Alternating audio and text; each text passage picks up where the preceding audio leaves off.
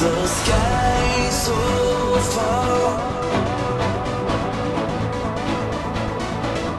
but I can't lose it.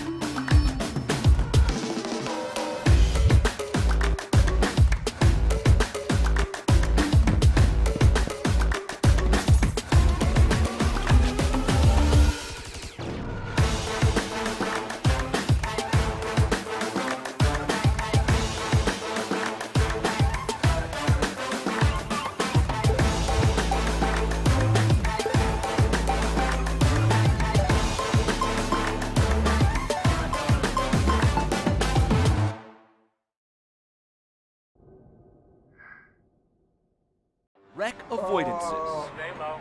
Eat high, stay low. Daring passes. Oh, you're gonna get it. Silly jumps. Oh my god, a drive-through. The thrill of victory. They're against the wall. Good one, Mark. Stay low. And the occasional mishap. My sim crashed.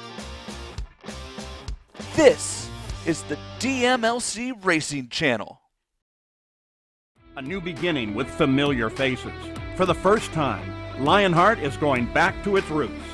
18 races to determine who is the best and the most exciting form of auto racing on the planet. 200-mile-an-hour Indy cars, inches from disaster or glory. There can only be one inaugural champion, whose name will be etched into the Lionheart history books. Find out next. The Lionheart Speedway Series, presented by DMLC Racing Channel, starts now.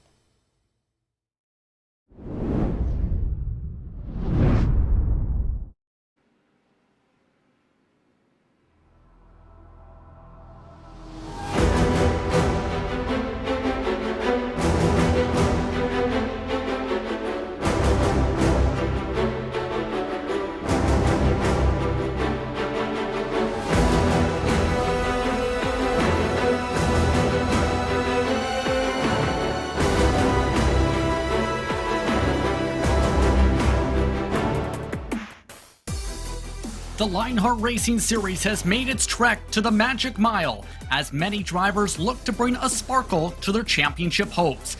Last time out for its Speedway Series drivers at the Brickyard, it was Ascari Autosport driver Barrett Rolfe who broke through for his first career victory. That has thrust him into the championship conversation with Tony Schowen and Alexis Newsom. Those three drivers all entered the Granite State with one goal in mind: score strong points and survive. Who will bring home the virtual lobster? We're about to find out. This is the Espo Designs New Hampshire 175, presented by the DMLC Racing Channel. Hello everyone and welcome to RaceSpottv and ESTV's coverage of the Lionheart Racing Series, powered by HyperX, makers of premier gaming gear like the legendary ultra-comfortable Cloud line of gaming headsets. Whatever you play, however you play, HyperX knows we're all gamers. For more information on HyperX products, visit hyperxgaming.com, and don't forget to use the promo code LIONHRT15 for 15% off orders. My name is Justin Prince. Alongside with the booth tonight is Lorenzo Bonder with Arjuna Kekipati in the producer's seat. TV cameras are provided by Esteban Balu and TrackCams22.com. You can follow along with the live timing and scoring by heading to our partners at timing71.org to follow along with your favorite team and drivers in the real and virtual worlds of motorsports.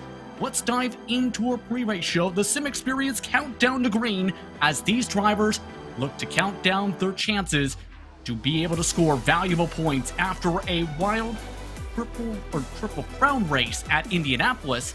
These drivers are now very tightly contested with a lot of high-pressure tracks upcoming, Lorenzo.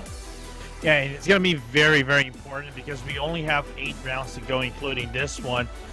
And every point you can get and you can carry to the Auto Club, which is our final event, the final race, the follow of the Triple Crown, makes a whole lot of difference. And in a track that it can be very, very easy to make a mistake, especially if you ride the low line. It's going to be very interesting to see how these drivers handle New Hampshire tonight. A lot of pressure is at stake with how things have fared out in the championship. Let's take a look at those driver standings presented by the DMLC Racing Channel, and it's tight. 3 drivers separated by 8 points, with Tony Shelwyn and Adrenaline Motorsports at the top of the board with 474 total points. That reduced a lot after Barrett Rolfe and Ascari Autosport came away with the victory to a 2-point deficit.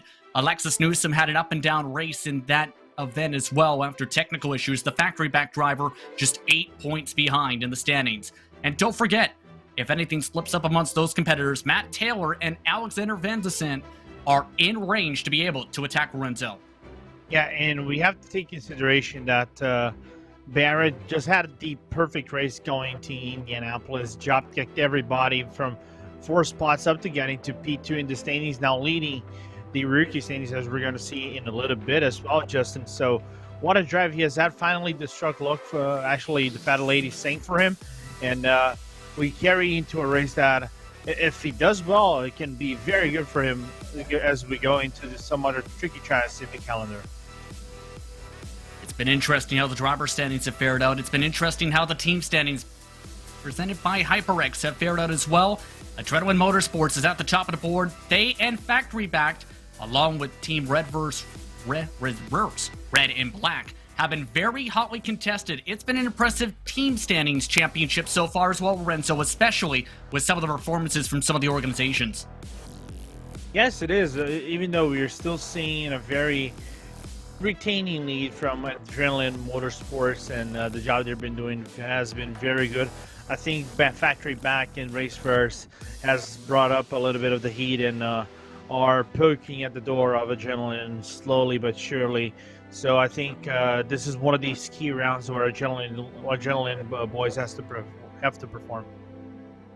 It absolutely is going to be a high-pressure round indeed, and keep in mind that points gap was just about 132 points before that double points paying Triple Crown event. Let's take a look at the rookie standings presented by buttkicker, and Barrett Rolfe has been stellar this season along with Alexis Newsom. They're 2 of the drivers in the championship conversation along with Matt Taylor and Alexander Van de Sant. But don't forget about one competitor who's had limited starts this season. Robert Malechka III for Factory Back has also been a contender for many victories, Lorenzo, this campaign. Yeah, and so far in practice over here, he is in P2, so he should be a driver that we should be looking on. He is one of these dangerous drivers, know how to adapt to these kind of ovals. So Malechka, if he has a really good race over here, could climb up, not climb up a few spots, but could contend Alexander Van der Sant for that top 4 spot in this race.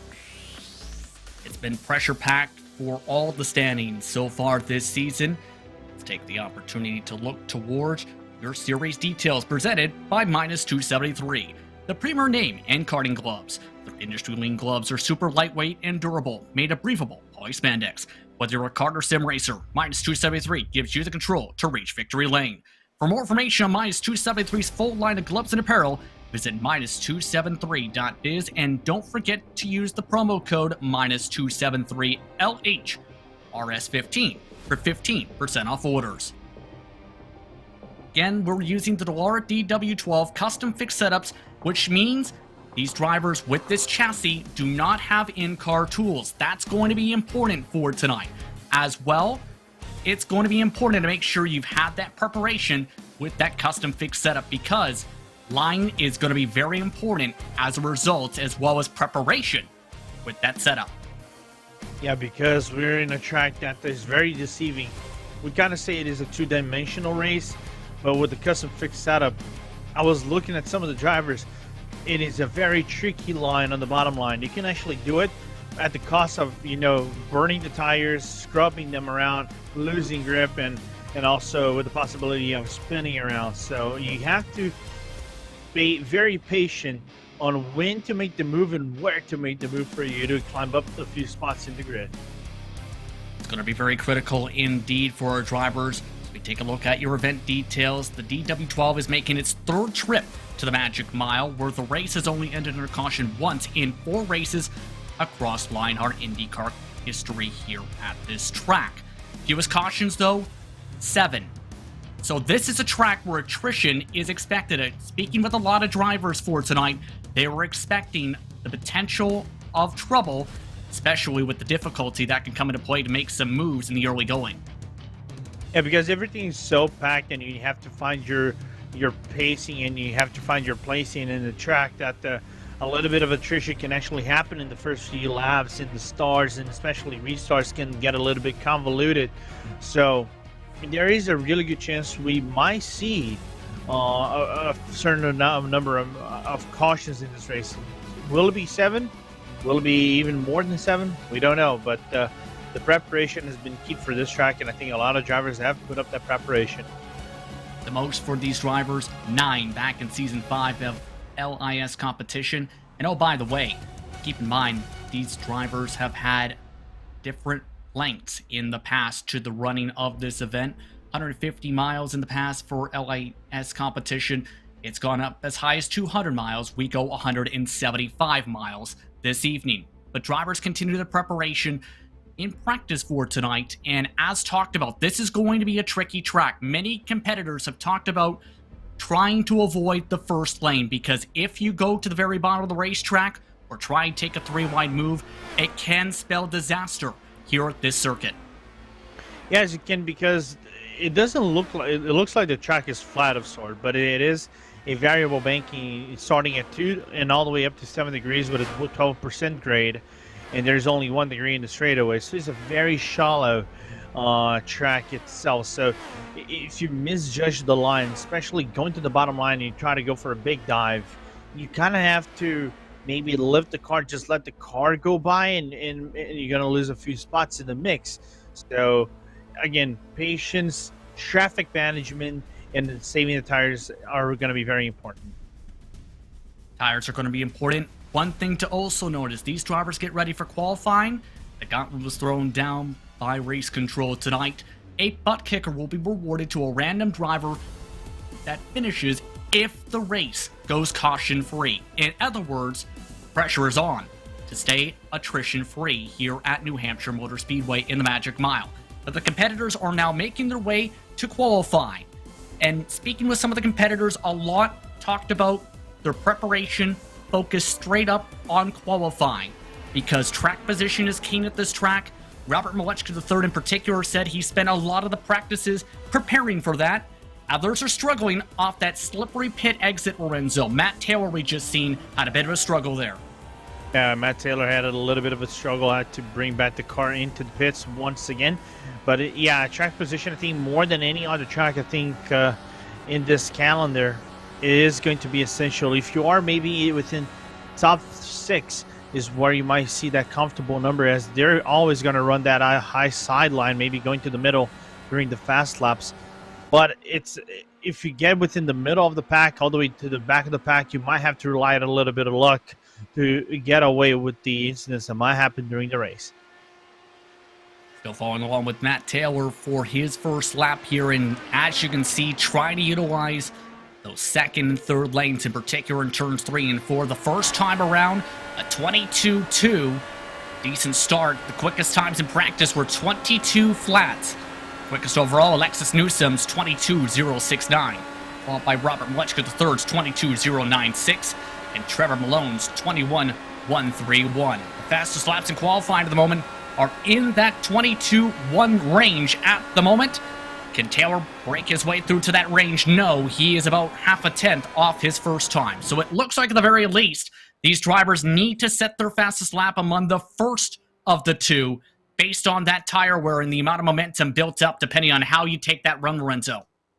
Yeah, it's a tricky one. It's a tricky lap for you to actually get the perfect 22 low and nearly 22 flat in this track, because it is not easy. Especially the second lap, the car gets a little bit brushed and can get slightly loose during the mid-apex going through 1 and 2. So you have to be very mindful of how you prepare the car going to the turn, and that can basically cost you maybe a half a tenth or half a second right here and there. So that's why qualifying, I think, is very key here. One thing to note when it comes to our competitors tonight, Craig Forsyth had his first avoidable contact on the season, will have to serve an ELL for this race tonight. As well, there was a second avoidable contact for the last time out at Indianapolis for Miguel Hagstrom. As a result, for drivers who reached that mark while having an average incident of low 3.96 as an EOL and a championship reduction. Matt Houston also ends up having an EOL penalty and minus 10 championship points entering today's action. So a couple competitors will have to start on the back foot. Barrett Rolfe not with the best of qualifying runs after his victory at Indianapolis. He had limited experience, very limited experience, heading into New Hampshire and spent a lot of the week trying to find the nuances. While Alexis Newsom told me before tonight's race that for her, she hadn't raced at this track before and found the line to be very weird. So some of these competitors, for the first time in some cases, racing here. Yeah, because it is not a track that is usual for the Indy cars, whether it's the DW12 or the IR18. And in the IR18, I think they even drove it in the Open Series, but it is not the easy track for you to handle it properly. So imagine a lot of DW12 where you have no in-car adjustments like you have in the IR18, right? And Newsom hits the wall. Newsom actually set the pole time the first time around with a 22.134. The second lap, of course, invalidated, but what a flyer for the first lap. Keep in mind, Barrett Rolfe, Alexis Newsom, Robert Malechka III have all one thing in common. They all debuted in the Lionheart IndyCar Series as well, Lorenzo, at Silverstone this past week. Yeah, a very tricky race for some of the drivers, and we saw probably one of the craziest finishes between Joshua Chin and Adam Blocker, and some of these drivers actually had some solid results in there, and I can't wait to see what they're going to do in the remainder of the season. Disastrous qualifying run for Robert Malechka III. The reason he doesn't have a time, he hit the wall coming out of turn 2 on his first lap, just spun off the pit lane, trying to come out for his second. He will not put in a time. One of the best qualifiers all season in this series will not have the opportunity to try and add to his 3 poles. Instead, for Alexis Newsom, it will be the second time getting a pole.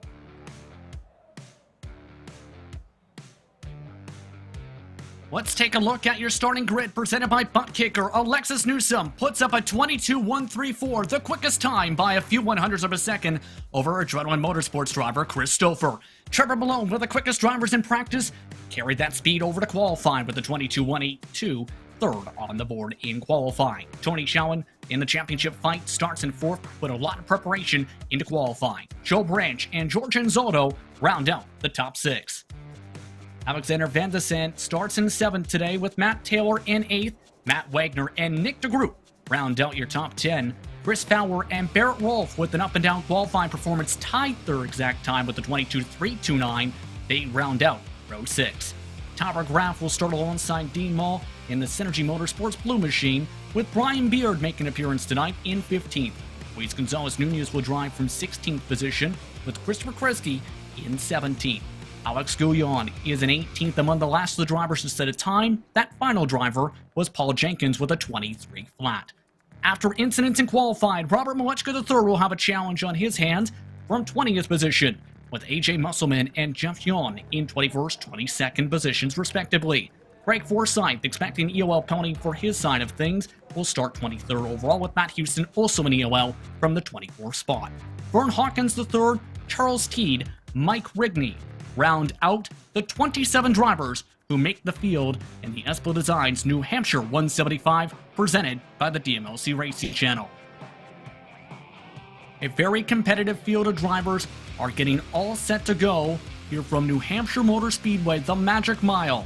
And boy, will this be a magical race tonight to see which drivers can tame this very difficult short track. Let's take the opportunity to look at some of your featured onboard cameras for tonight. Craig Forsyth will have the SimSnap Photography onboard camera. SimSnap Photography, your iRacing photography specialist. Visit simsnap.com. With the HyperX on board, it's Mike Rigney. Whatever you play, however you play, HyperX knows we're all gamers, and HyperX is always ready to game. Tonight, Chris Fowler will have the Espo Designs on board. Espo Designs, get yourself a racing identity. And with the Graphics Esports onboard camera, it's George Anzoldo. Graphics Esports, world-class design from the real world to virtual. Visit graphicsesports.com. Let's look at your featured onboard cameras for tonight for the Lionheart Speedway series from New Hampshire Motor Speedway. And boy, do we have a show on the line. It's going to be interesting to see which drivers come out on top here at the Magic Mile.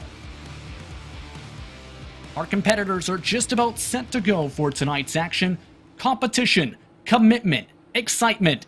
This is Lionheart, and this is the start of the Espo Designs New Hampshire 175, presented by the DMLC Racing Channel. It's underway from New Hampshire. And Alexis Newsom already single file as they fight side by side for second on back. Several drivers scattering near 3 wide to the back straightaway.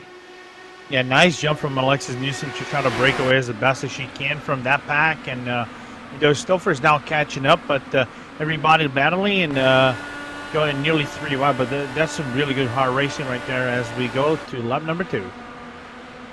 And you see Newsom trying to utilize as high of a line as she can there. Chris Stouffer nearly getting to the back end of Newsom there.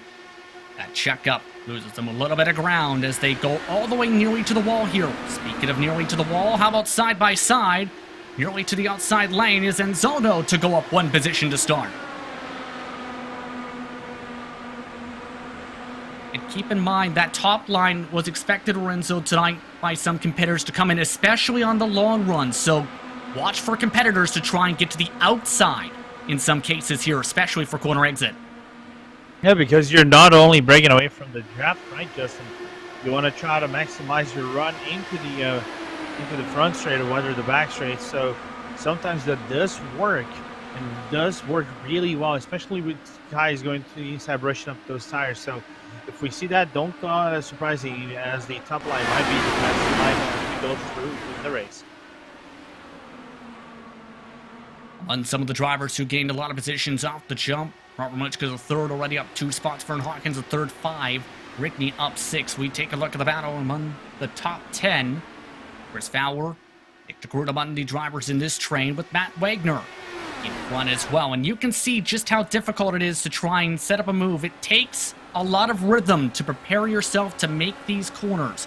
At the same time as well, Lorenzo, you've got to be careful. You slam the wall. With this setup, drivers have described where 1 tap to the wall can cost you 0.2 of a second in pace. Yeah, I think the individual who actually found out the worst was actually Luis Gonzalez Nunez, who's already in the pit lane, so we got our first casualty off the race. I believe he may have had technical issues over the radio. He was calling for sorry for that machine. That car has already lost some of its wings, unfortunately. Meanwhile, looking to make some bold moves to the side-by-side. You see is Robert Malechka III alongside Christopher Kresge. This is for 17th position. Malechka III trying to use the bottom line. Not able to do so in that group as we take a look at the number 8 machine, Matt Taylor up front. What a race that Matt Taylor had in Indianapolis 500 that we actually had, right? Had a good promising result at the one point of the race, fighting for top 5. Dipped back a little bit because of the strategies, but managed to grab a top 10. And that top 10 for him actually was enough for actually to go up a few spots in the championship. Actually, one spot and steal Alex van der Sand's the 5th position, now P4 in the standings. And a bit of a bobble there we just seen from one car. That was Van de Sande, who ended up having a bit of a moment, trying to battle side by side with Joe Branch, able to take advantage. Matt Taylor. Yeah, I'm looking at they actually touched nail. They actually avoided touching one another, but it was enough time for him to back out of the line and let Matt Taylor go by and claim his position. Very dicey among some of these competitors, all while Alexis Newsom, Christopher try and break away from the rest of the pack. These two have been running 22.8s. Everyone else, 22.9s or lower across the board. Been impressive to say the very least so far for Newsom. And keep in mind, Alexis Newsom sim crashed at Indianapolis, costing Alexis a lot of positions and a lap in that race. So trying to put on a good recovery drive to gain some points back this race. Yeah, a little bit of a revenge drive for Newsom. She was coming into the 500, the points leader in the standings, and the sim issue was enough for her to. And what's most heartbreaking was actually on her pit stop. So she did a pit stop, and the sim decided to stop. So it was very heartbreaking for her. But she's a very capable driver, one of the fewest drivers that has multiple wins in the Lionheart series. So let's see how it goes. Oh, look at this. Christopher Kresge has had a problem down the back straightaway, got sandwiched by Craig Forsyth. That's why he's taking the road course in turns 3 and 4. Let's take a look at the RaceSpot.tv replay, and you'll see exactly what we're referring to. Kresge gets the run, Forsyth pushes up. Well, there was a little space to the right as well there. Maybe a little bit of confusion as maybe Kresge went down to his line a little bit lower than usual and just merged into Forsyth's line as well, and does cause the crash. So possible race incident right there, a little bit of miscalculation from both. And that hard contact now makes it 3 drivers already down the pit lane. Craig Forsyth has kept on moving. Here's the view from AJ Musselman, who had to dodge his way to the left side down the back stretch, as well as several others snaking. Van der Sande. Meanwhile, yes indeed, in live action just now, Alexander Van de Sande just had an incident. He has now brought out our first caution. And remember that first line we talked about around the track. There was a little bit of a difference in banking here. At that part of the speedway, he clipped it, and that spun him around. Spun around, but fortunately no crash into the inside barrier or the outside barrier whatsoever. You're going to see him downshifting. You're going to try to downshift to 5th, but the car just decided to step out of the way. Not completely natural because of the low banking. And nothing that could Van der Sande do there. Just lose the car and spin into the grass. Back to 24th position now as a result, and this is a tricky spot since fuel mileage expected to be about 50 laps, and it's a split call. Newsom stays out, Stouffer comes in with Malone, Tony Schowen, Joe Branch, Nick DeGroot, Barrett Rolfe, Brian Beard, and many more coming down. About 2/3 of the field electing to come down at this point of the race. Keep in mind, we're still outside the projected first window to make it on one less stop. That is an interesting line. I think someone missed the pit lane right there. I think that was Joe Branch missing slightly the pit lane. It might lose a few tenths of a second, but not enough maybe to lose the position to Nick DeGroot. Of the drivers who stay out, it's Newsom, Anzaldo, Taylor, Wagner, Fowler, Dean Mull, Raff, Jenkins, Rigney. So 9 drivers elect to stay out here. You know what that means with this, Justin? What does that mean, Lorenzo? That butt kicker is long gone. Oh, yes. That's unfortunate, yes. You're right about that. Unfortunate in that case as well. I know a few drivers were looking forward to trying to race for it. It was a great start, though. A few drivers were able to make some moves as Anzaldo now pulls towards the left side of the racetrack. Yeah. They have an interesting scenario right there. Either way, Anzaldo having an interesting season so far in that regard for Anzaldo's campaign. Has showed some great speed at Indianapolis. was willing to roll the dice on strategy and almost made some calls work. Depending on how the cautions flew, it could have been Enzoto's race. He's 14th in standings after that event as well. That was a really good race from Enzoto. Just the first car outside the top 10, but I'm just taking a look over. He actually led 11 laps in the 500, just because of that odd strategy was actually trying to pull off and going nearly to the full mileage of the DW12. So unfortunately it didn't pay out for him, but it shows that Enzoto's strategy with a few tweaks here and there might have been on point against some of the top drivers in this championship. See if we get the one to go signal this time by. Again, it's Alexis Newsom in the lead. Mike Rickney's electing to come down this time by, as the lights indeed are out. So that leaves 8 drivers staying out for this respective window. And this is the roll of the dice drivers talked about for these types of races, where you hope the caution flags fall the way you hope they go to make your strategy work. And it's played dividends in a lot of cases. For some of these drivers, this is up to 11 positions in a couple cases gained if this works out. Yeah, but now we are facing now a little bit of an interesting scenario, because we actually got a considerable lengthy run under green. So the tires are brushed up a little bit. There will be some wear in the tires. How the new tire guys will negotiate with the old tire guys, we'll see in about 2 to 3 seconds. Already all the way up to the wall are the race leaders. The iRacing pace car is off. A great launch by Newsom, not so much from Enzoto. We're back on our way on lap number 20. And already several drivers trying to go side by side. A dive by Chris Fowler among the drivers who stayed out. Also, we had Tyler Graf peeking underneath Dean Moll to try and build up a run.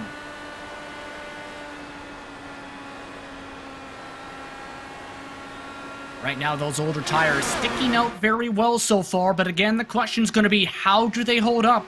A couple competitors mentioned that those tires can make it easier for a couple competitors to pass. It also helps that the drivers on fresher tires are fighting each other still.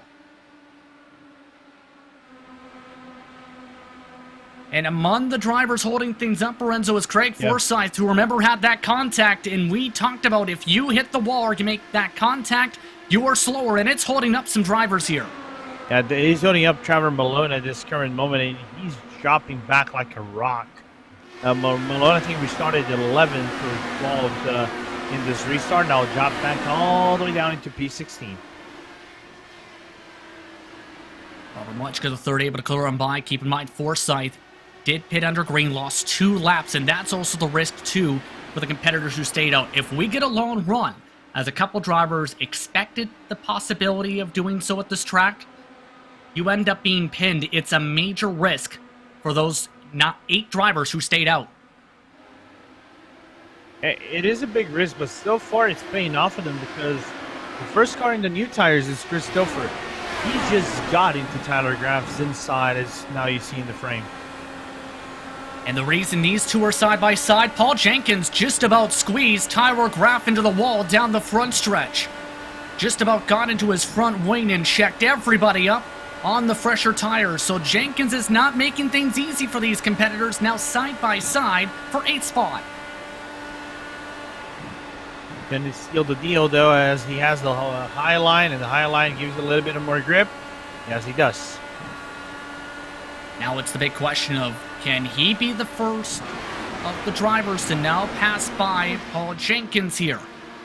Tyler Graf already getting shuffled by a couple competitors, still for not able to build the run. All with Tony Schowen is trying to get the run now on Graf, and does. There's the grip levels coming in, but Tyler Graf with the throttle all the way nearly to the wall. He really didn't want to give up that spot, just about squeezed himself into the fence. Really close. I could have swore there would have been a major crash between Cowan and the Graf there.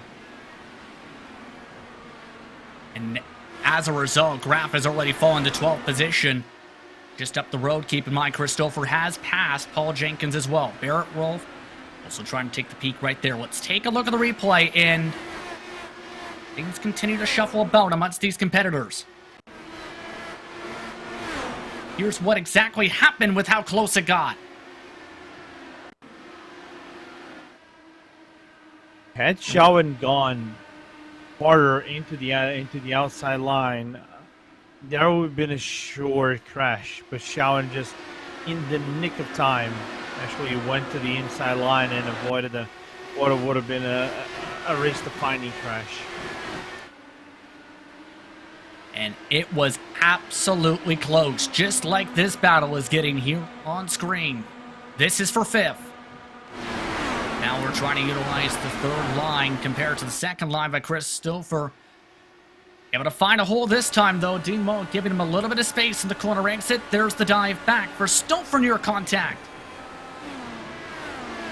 We'll have to lift up the guys. I might have to lift up again. And nearly a crash with Fowler right there. Drivers talked about the balance of these cars can be fairly tight off turn 2. It's so critical to make sure you're careful on the throttle there.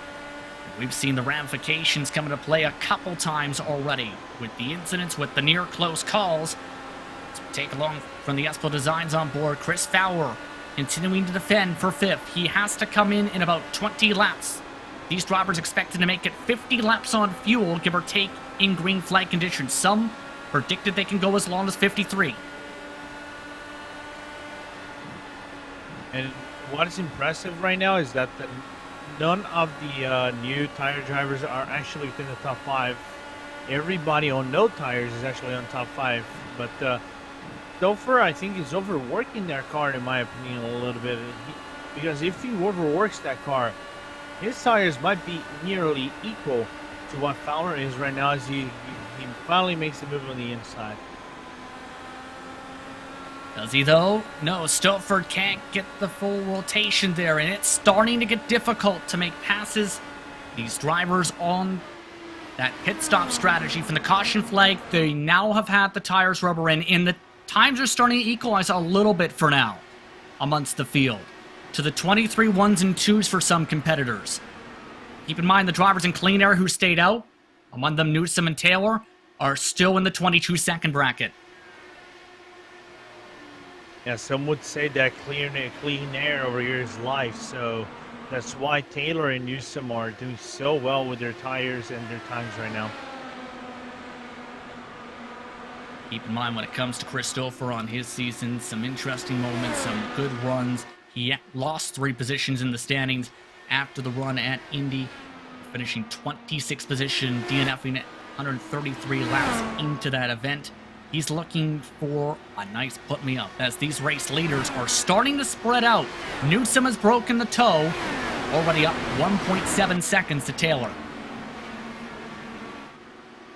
And Stouffer trying again. I think this is the 3rd time that he's actually trying that inside line. But finally might have a run on the inside again of 3 and 4. This is something he didn't have on the previous runs, but well defended by Fowler right now. Stouffer losing a bit of momentum once again, and these drivers are still holding on firm with those older tires. Keep in mind, George Zotto is now leading this grouping of cars and starting to struggle. Tony Shawan, meanwhile, he's still a -5 as a result of the strategy call. Still needs to find a way to get around Paul Jenkins and Dean Moe to catch up to the others on the net strategy. Yeah, and it's kind of reached a plateau in terms of a tire buildup. I think the only way you can make an overtake work is either full come into the inside line and have the other car kind of let you go by, or have a really good high line run and then seal the deal. Because, like I said, once we go into the run, the high side line might be the best line for you to make the overtakes, especially with worn out tires. But now Stouffer might have that run because it's side by side. Can he fully make it work? Again, the strong defense from Chris Fowler. And again, Fowler keeping it side by side, not wanting to give up this spot. They are now approaching within 10-15 laps of their estimated window for them to have to come down for fuel. So, a couple of these competitors may need the caution to be able to get themselves equalized out. We are in that first window where drivers, if we get a caution now, would be able to take one less pit stop overall as a group. Speaking of groups, see how things fare out, and try and battle amongst themselves. As this all shapes out, let's take a look at your driver profile, presented by Sim Experience for Matt Taylor. 10 starts this season with 9 top 10s on the campaign, one of them seeing a pole. He's finished inside the top 5 3 times. The first start coming start of the season, Twin Rim Motegi, a best finish in this series of just second so far, Lorenzo. He's come close so many times. He is a strong driver in all the classes he runs in Lionheart. Yeah, whether it's in here, whether it's in the IR18, he's a very complete driver and someone we should look for in future seasons.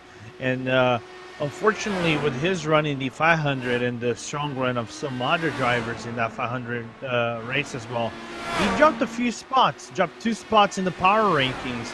The HyperX power rankings dropped all the way back to 6, but still within that top 10. Don't forget, he is second in the Lionheart Retro Series point standings, too. He's in the conversation for multiple different series to battle for a championship. As a driver is around, it's Tyra Graf. Caution is out for the second time tonight. And Graf was starting to have some loose moments, we were hearing, and now his car is severely damaged.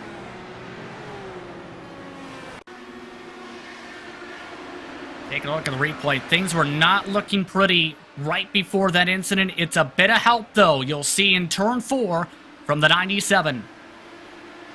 Yeah, Vandersand's car just understeered into him on the 8 side out of 4. Slight touch on the back left of Tyler Grafton, and thus spinning him around. Now you can see Mike Rigney's perspective on the crash. As you can see, Graf's car spinning around. He kind of touches the nose of Graf's car, Rigney, but still somehow, some way, I don't think there's major damage on Graf's car other than maybe some bent wings, and that's pretty much fixable. You wouldn't lose a lap for that.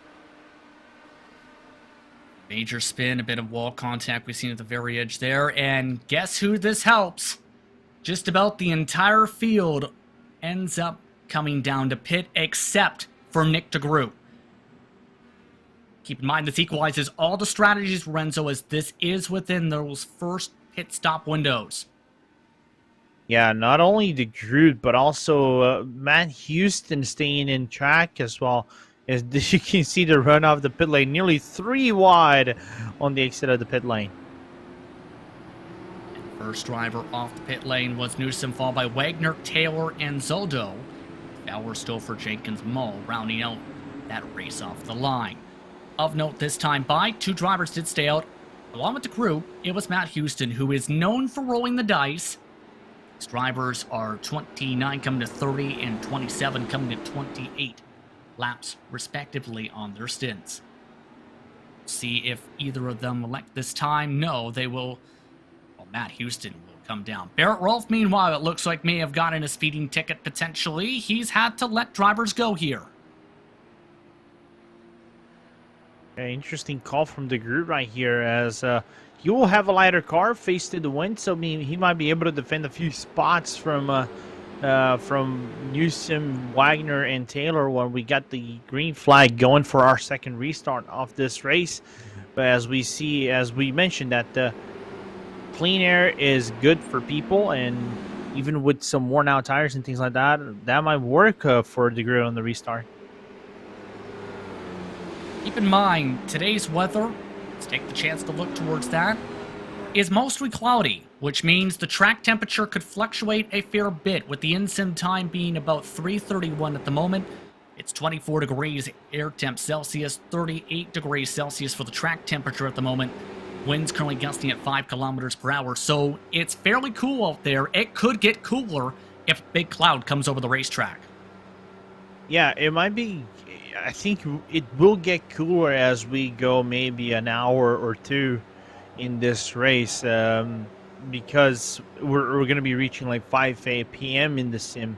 I'm going to say 5 a.m., but it's 5 p.m. in the sim, and that is reaching nearly the night levels where you might see 26 degrees Celsius or 27 or something like that, and that affects the tire rubber a little bit. It eases the tire rubber, but at the same time, fuel consumption might go up a little bit, and also the strategies might differ because how the car handles under cold weather. It's all going to be interesting with how the temperatures fare out and the drivers react to it. I'm curious how they react to de Groot staying out on the racetrack, rolling the dice. He's made 7 starts this season, and this will add to what has been a sizable amount of laps led. He had 109 coming into tonight. He goes over 110 with this call. Green flag's back out. Teammate Alexis Newsom right behind with Wagner in third. And a near pinch to the wall right there as Enzodo and Fowler nearly make wheel-to-wheel contact. And nearly got really close, Enzodo and Fowler right there. Stouffer had to check up a little bit before to avoid a possible crash, and I think we see a little bit of a crash between Stouffer and Fowler right there. And he sees those drivers starting to bobble around. Stouffer indeed got into the back end of Chris Fowler. That caused all the checking up, and now it is tight for the battle for 6th position. They've already lost more than a second. And 2 more into the inside wall. 2 more crash to the inside. It's Barrett Rolfe, Jeff John, who have both slammed hard into the guardrail. No caution. We currently stay green as they get rolling. That's impressive because they might reach them right on the back stretch as Alexis Newcomb does the fastest lap. Somehow Fowler's car was a little bit loose after the contact, but managed to retain his position so far. So I think we see the biggest attrition in a restart in this race so far. The first big attrition in this race. Both those drivers involved in the incident made their way to the pit lane, and a new leader, Alexis Newsom, we've seen making a swap with the teammate, Nick de Groot. Here's the reason for the contact. And it looked like one driver may have gone into the left rear of another. Let's see. It does look like our first caution of the race. Not the first caution, but the Forsyth and also Kresge incident a little bit. Looked like a tough incident either way for those drivers. That will have championship ramifications though, Lorenzo. Barrett up there in the points after one driver just got a little bit loose. That is going to be costly for Barrett. It's going to be really costly for Barrett. And again, with 8 rounds to go in this championship, every point matters, especially those double points at Fontana and the Auto Club Speedway, which is our last of the Triple Crown event. So positioning in the standings is going to be utmostly important if you're trying to fight for the championship. And that means Tony Shelwyn has the extra pressure of trying to gain as many points as he can here tonight. He wanted to keep the car clean. Asked him about the championship fight. He basically said it comes down to minimizing mistakes and having consistent top 5 finishes. Right now, he's in a bit of a dogfight with that checkup there.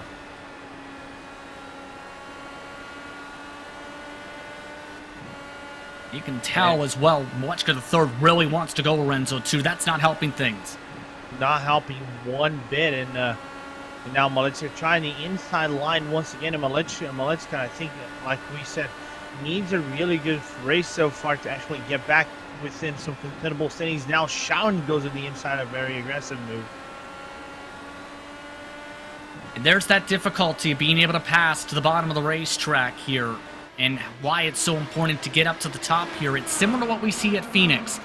Drivers, if they can get side by side like that into the entry in particular, 9 times out of 10 we see, unless there's the grip difference, end up having to utilize the top.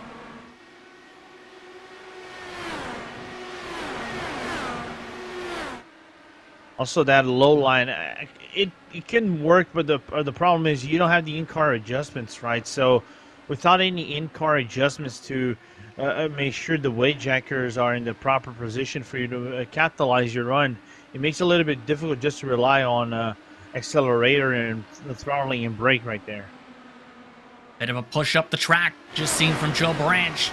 That forces 2 wide, couple rows deep now. Moechka the third trying to clear by Brian Beer. Can't do so off of turn 4. Tony Shawan now stuck side by side, 2 with Branch as a result. As he goes for an air lunge, a couple of these drivers. Will Shawan get some leeway from Branch? Yes, Branch struggling on corner exit at the moment.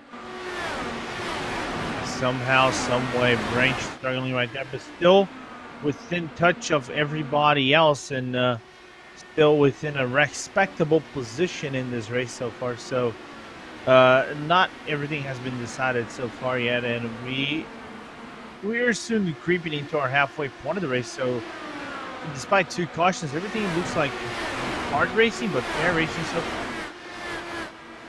This continues to all fare out. Keep in mind, there is one driver who needs a caution, and quickly, that is DeGroot. Make sure that he doesn't fall 2 laps down. He is still holding on to second.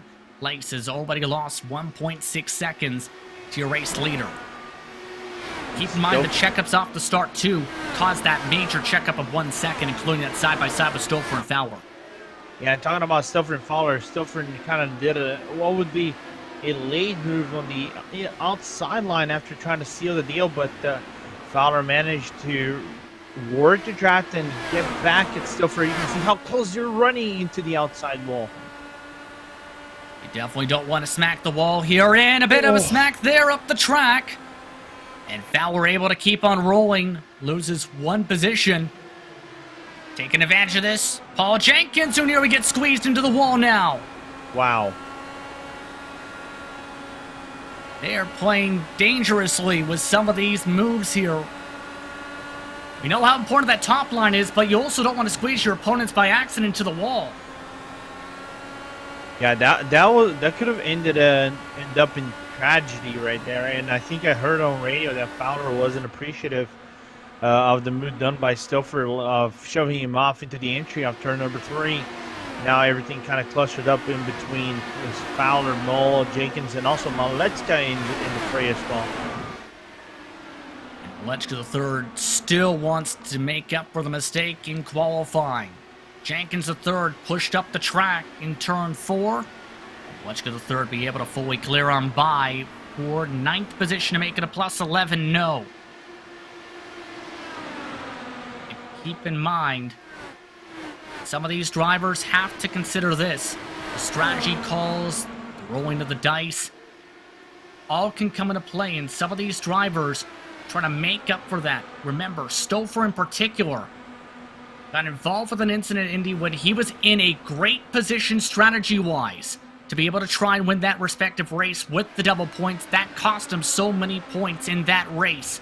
So that is that in the back of your mind, Lorenzo, in this type of race, knowing you have to make moves such as this one we see to be able to slice your way through the pack?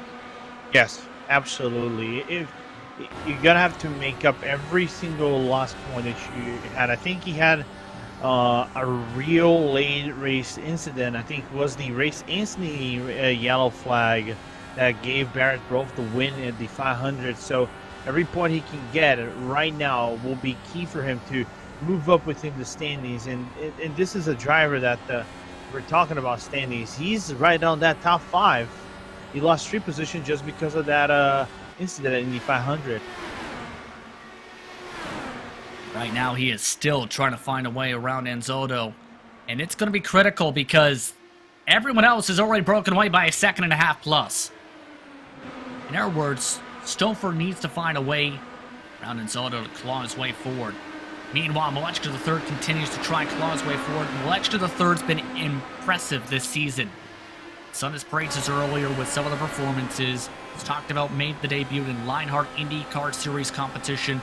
A lot of experience for Malechka III when it comes to being able to make smart strategy calls and have that raw pace. Yeah, talking about, I think one of the aspects might be the, I can't remember, I think it is the Michigan race that he won, right, Justin? Where we had that fight for the field, and he was tall, it was right on the pace to win that, and he actually did, just because of the fuel saving that him and some other drivers actually put up. So just because of that, it shows that his skills right there is actually something to consider in this championship. Downside for his teammate Nick DeGroot we just seen. Strategy just went bust, had to come into the pit lane. 55 laps was his total. overall around the track, and already DeGroot will lose at least a lap. And that gets us towards the conversation again about that pit exit for tonight. These drivers, if this continues to go green, have to think about that. It is very slippery, and it's close to be able to hit that inside wall, especially in turn 2 when you're trying to run on that apron. Yeah, it's kind of like ice, but with grip. If I have to put it, try to put it in the best simulation. Oh, and we have a crash. Oh, well, let's get involved. And the caution is indeed out. The battle for what was 5th position boiled over. And remember Enzotto trying to hold on to that position right before the pit stops? Well, Christopher tried to go for the move, nearly got clear, and then disaster. Wow, that is very impressive. And unfortunate to see that Gonzalo actually got his teammate in the factory back of Maletzka. You can see Maletzka,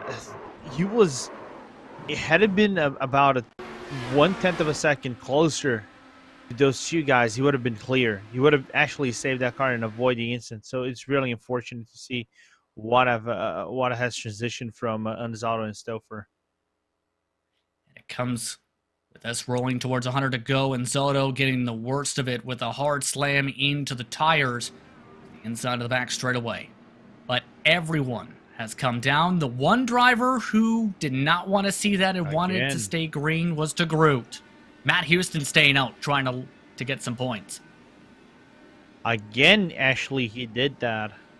It's the second time in this race I think Matt Houston put a strategy, not enough strategy in the field. So it's an interesting one. Keep in mind, it's the similar roll of the dice as Nick DeGroot just tried to roll. It didn't play out well for him at all. Again, Newsom the first off the pit lane. Wagner, Taylor, Stouffer, Jenkins, Mull, Beard. So that race off the line was Shawan and Branch, rounding out the current top 10. See if Houston elects to duck down. Last time with this strategy, this time not going in. But on the bright side, some of the competitors' foresight having to come in. This does not help DeGroot though, because guess what? If he pits, DeGroot could have tried to take the wave. Yeah, but I think fortunately for DeGroot is the fact that he's on 4 laps into his stint, so he's not on 30 or 40 laps as he was on when he actually stayed on the track. So he's right in front of Matt Houston right now. This is the only car he's actually in front. So he has good chances of trying to get his lap back once the green flag actually is up again. Curious thing with these drivers expecting the one to go potentially this time by is if Houston, now with the confirmed lead lap, does indeed try this roll of the dice and hopes for the caution within 25 laps for this to play out. That answer right here. And indeed, take the risk and the possibilities of pitting with the closed lane here with the 2 to go signal. He sacrifices the lead now with the lead lap. Alexis Newsom cycles to the point with the lights going out, and DeGroot's race is helped, although he loses the track position now in 21st position. Reset your top 10. It's Newsom, Wagner, Taylor, Stouffer, Jenkins and Mull, Beard and Shawan, Branch and Rigney. Top 10 of note for Mike Rigney. He's done a great job, Lorenzo, from recovering from having to start at the back of the field. Up 17 positions. Yeah, what a race from Rigney over here as we saw him getting nearly shoved into the wall and had to cycle back and try to regain his rhythm in this race. And a driver that we know has a lot of experience in this one, in this car. So let's see where he ends up in the next few laps. 97 to go when the green flag waves this time by. Already quickly approaching the halfway mark of this race here at New Hampshire Motor Speedway. Pace car is off, Newsom is off. Another great launch from Alexis Newsom. She's had the pace throughout the night so far, looking very dominant. And tries to utilize that clean air as several drivers make make their way to the second and third lines.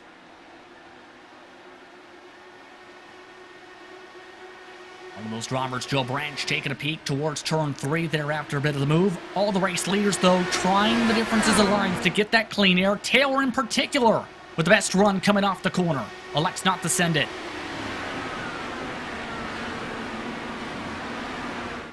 Yeah, nice hole from Wagner right now, right there. Just about to say, he seems like he's playing this methodically, waiting patiently for the right time to make the move. Because I think if we have to make another analogy, it looks like that New Hampshire, to try to make moves, is a little bit of a chess game. You have to play patiently and hope you actually get some good runs and find that opening eventually. So it's interesting as we see, I think, Tony Schauman going on the inside of Brian Beard. That lost him a little bit of time with that side-by-side there, already nearly a full second behind. Next car in front, Dean Mull with that move. New fastest lap. Newsom another 22.6. Being recorded at the head of the field. All while moves are being attempted. Taylor wants to go. That time he couldn't clear by Wagner. And Justin, really quickly, can we actually begin like a campaign or something of the nature where Alexis Newsom actually she's a really good driver, don't get us wrong, but she's excelling in short ovals because she won at the Milwaukee Mile, and of course she won at Texas as well, but Milwaukee she did won it, and she won it, I think, very well right there. Yeah, Newsom's been incredible throughout this entire championship this season. Pace, with being able to have the confidence, and in a lot of cases the consistency. Didn't have the luck, of course, that Indianapolis has talked about, but exactly the night Alexis was looking for with a chance to try and match Robert Wetschke III's 3 victories. Side by side, you see on screen building up meanwhile, that's Joe Branch, Mike Rigney trying to fight alongside for 9th position. The tough part I've noticed here is Joe Branch seems to struggle a little bit on corner exit right now, Lorenzo. He's been pushing off the corners. It's not been easy to pass him, though, because of that difficulty here at New Hampshire to get that run. Looking to replay meanwhile. Robert Wetschke III, who had side pod damage from the last incident, added to it. Yeah, that's probably a race ending incident for Maletzka, and that's really unfortunate for the multiple time winner. Only one of the 2 drivers actually won multiple times here in the Speedway Series. Keep in mind, the race lead is already separated 1.5 seconds, and you have to wonder, what's that like behind the cockpit, knowing you've got a driver who's hitting consistent lap times and are nearly matching your pace, but you're that little extra bit quicker potentially if you can get the run. It's a bit frustrating, you know that you have the pace and you can try to maybe match what Alexis has been doing lap by lap in this track. So trying to find that opening, it's a little bit of a work. You have to put the pressure on your opponent every single lap, and then once you do that, you have to capitalize on that. But the problem is you have Stouffer and Jenkins so close that it's hard to find that opening. Just past halfway at New Hampshire Motor Speedway, watching RaceSpot.tv and ESTV with live coverage of the Lionheart Speedway Series in the Espo Designs New Hampshire 175, presented by the DMLC Racing Channel.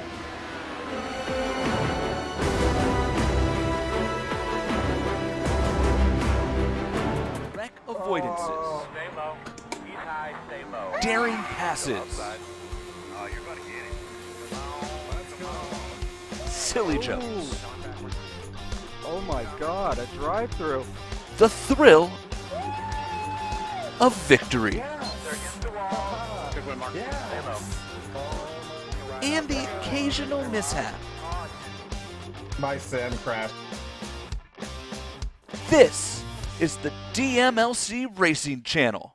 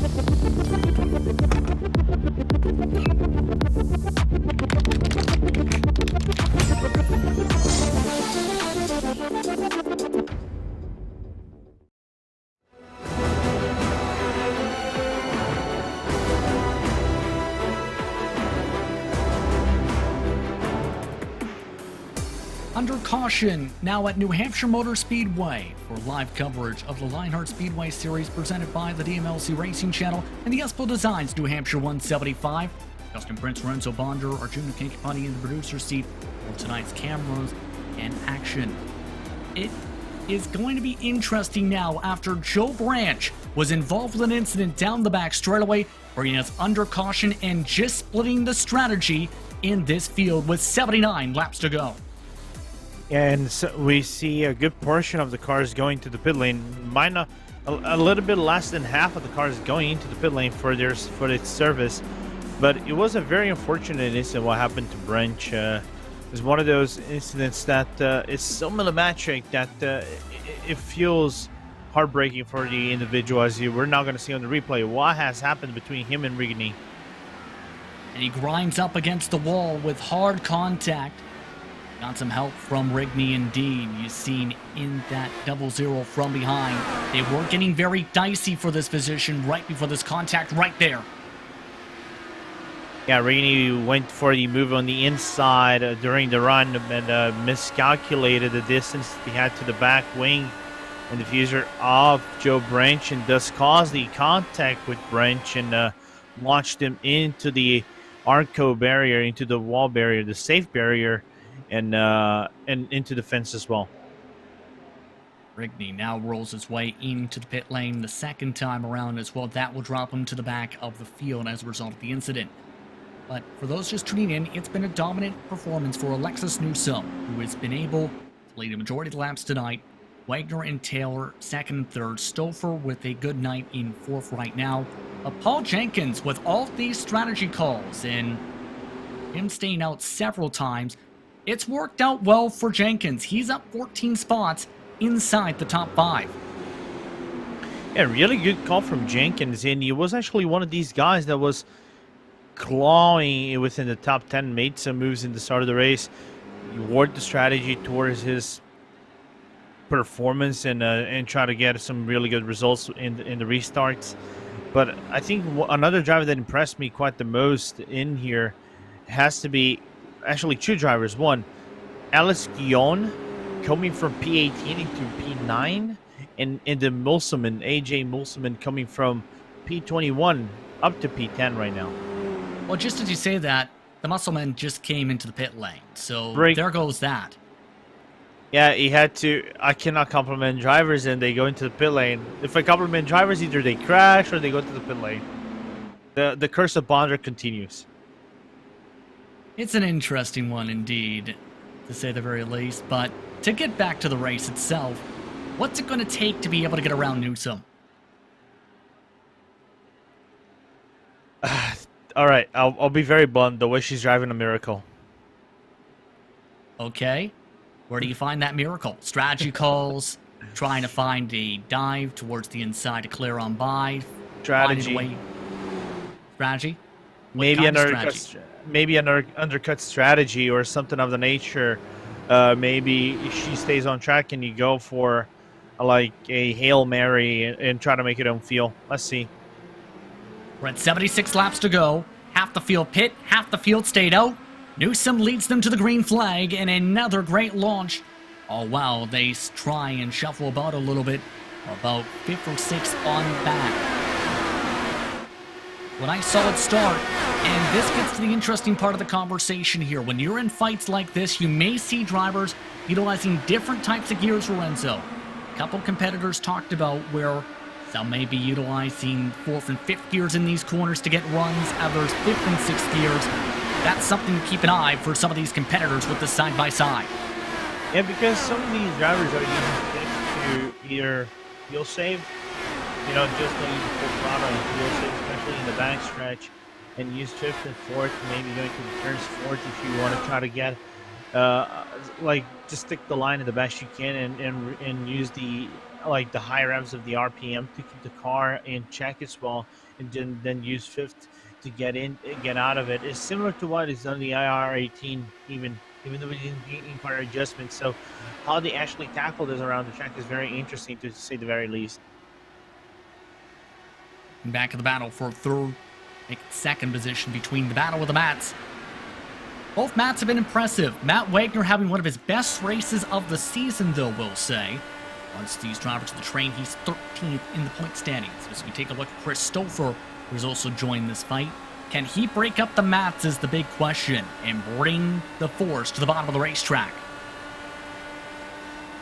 Interesting, because we've seen Stouffer try that inside line a few occasions, right? Especially with Fowler, and that wasn't working. I think it only worked once. He sealed the deal temporarily for one back straight, and then Fowler resealed the deal and actually got back his place instead. So he's trying his best, but I think what he's doing right now is just scrubbing tires and taking possible grip that he needs to the end of his stint away from his car. The back gearbox now of Wagner, and it looks like Chris Stouffer, not wanting to be too patient, will try and make the move on Taylor. A bobble, though, and that's going to give Wagner some breathing space of 0.4 of a second with that move. It just seems Wagner continuing to just find that cleaner pocket rinse that's so critical all the way up nearly to the wall, and this time he got a very great launch. Coming into turn 3, can he clear by fully by the apex? Yes! What a run by Taylor as he parks the bus. Whew. And Stouffer actually got checked up a little bit, had to go to the inside. Now, problem is Wagner's now pinched in, and Stouffer finally, because of that pinch, might actually make the move. Let's also now cue things up for Jenkins to try and make a move on Wagner. Took the peek inside, as now it's the big question mark. Can Taylor close up to Newsom now that he's in the clear? It's the highest he's been all race tonight. Or he picked up 1/10 at the start and finish line last time. Buys the caution flag, waves once again. And it's Tony Shelwyn, the championship points leader. A hard bit of contact, and this, with how things are shaping, has gone upside down for his championship hopes. That contact with Fowler right there on turn number 1, and it looked odd for me at first glance because Bull Cars had a little bit of an allowance, but it was indeed kind of a late dive from Fowler into turn number 1, and you guys can see it right now. There would have been a little bit of a late dive. He probably would have caused some wheel-to-wheel contact, and Shelwyn just got the short end of the stick. And Tony talked about how he needed to have a solid race and keep the car clean, put himself into good positioning. And now, championship complexion has really been shooken up. Barrett Rolfe with earlier trouble, 24th position, already out of the race. Tony Shelwyn out of this as well. The team standings are going to be huge too as a result of all this, with 2 adrenaline cars being involved in incidents the past few cautions. True. Shelwyn get involved into it, branches out of the race, and especially Shelwyn, I think, of everybody else. Well, here's the thing. I think Shelwyn, of course, being the points leader, but the other problem is Branch is 7th in the standings, right? He's just behind his teammate of Chris Stouffer. And if we're trying to grab the race first cars or the factory back right now, Newsom, E1, Malechka is out of the race, and then Zaldo is also out of the race. So I think this is Newsom a race to hard carry the points towards the team if they want to aim for that top spot in the team championship, but also opens up opportunities for race first to close in as well. We talked about the potential of things heating up with the team championship and how things spread out after Indianapolis. It just got compressed again, and now it gets really intriguing with race first back in the conversation here too, with all things fairing out. Don't forget, Chris Stouffer and his adrenaline machine still in 3rd position, trying to hold on to that spot. Indeed, it's going to be critical for him to try and score strong points now for that team battle as a result of things, with him flying the flag. Coming up to 64 laps to go, this time by here at New Hampshire. And now it's the true test. Can Newsom hold on in front of Taylor Now for this battle for the race lead on this race start coming up next time by. Gonna be interesting because I think for the first time, in my slightest opinion, she might have drivers where, if we're to judge from practice, and I mean practice pace alone, it's drivers that are within relatively the same pace, because she's been the best in practice, right? And whereas Stouffer and Taylor have been close to one another within the 22.2, so if they keep within the same reasonable margin of Newsom, this could become a very interesting race over here. And you know what else is also going to be interesting? It's a one-stop for everyone. That's simple enough, right? Yep. We're still 10 laps outside the magic number. That drivers, at the very most, can make it on fuel. The drivers who came down this caution are Wagner, Guyon, De Groot.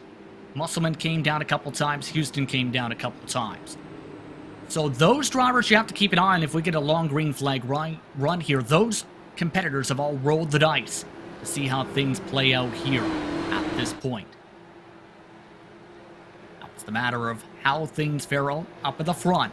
Newsom in control of the field still. Another great launch from the factory back driver.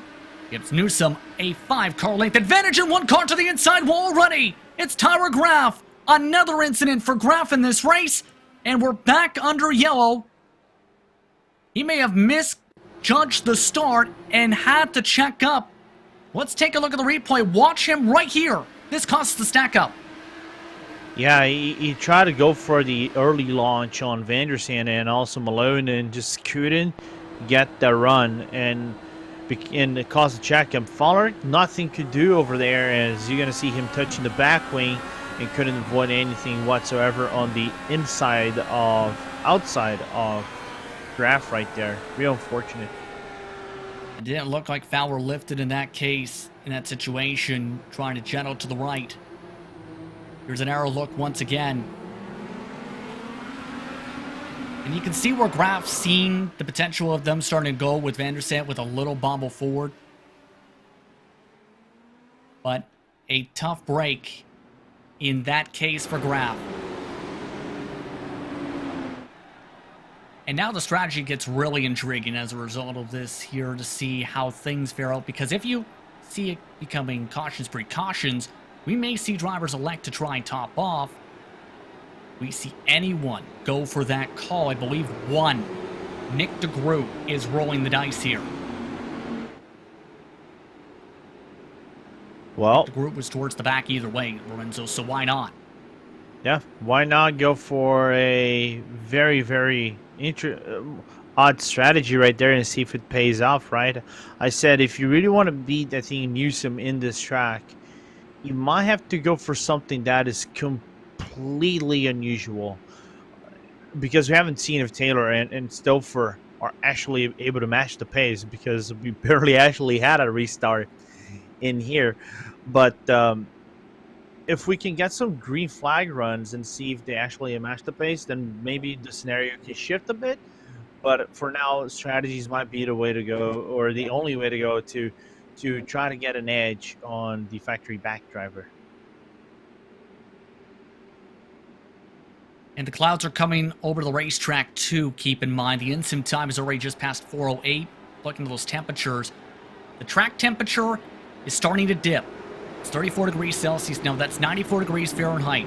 We discussed things earlier. That was 7 degrees Fahrenheit higher, a little bit higher Celsius.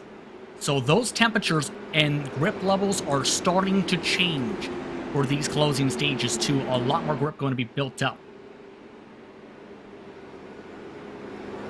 Yeah, it isn't a big dip, because last time we saw was around 38 Celsius degrees, right? Because we kind of expected to start going around the 20, 29s, 28s at this point of the race, and then maybe dip all around, kind of plateau around the 25. So it's kind of interesting to see the track's still warm. Of course, it isn't hot, but it's still warm, given at the point of the day in the iRacing service. Still, this championship fight is going to get hotly contested as one driver does roll the dice here. This time, make it 2. Muscleman Houston come down with the 1 to go signal. They may try something here. That's going to be intriguing with 59 laps. It's still outside the window to make it. But if you get a caution flag, they may be one of the, or 2 of those drivers who try and stay out now.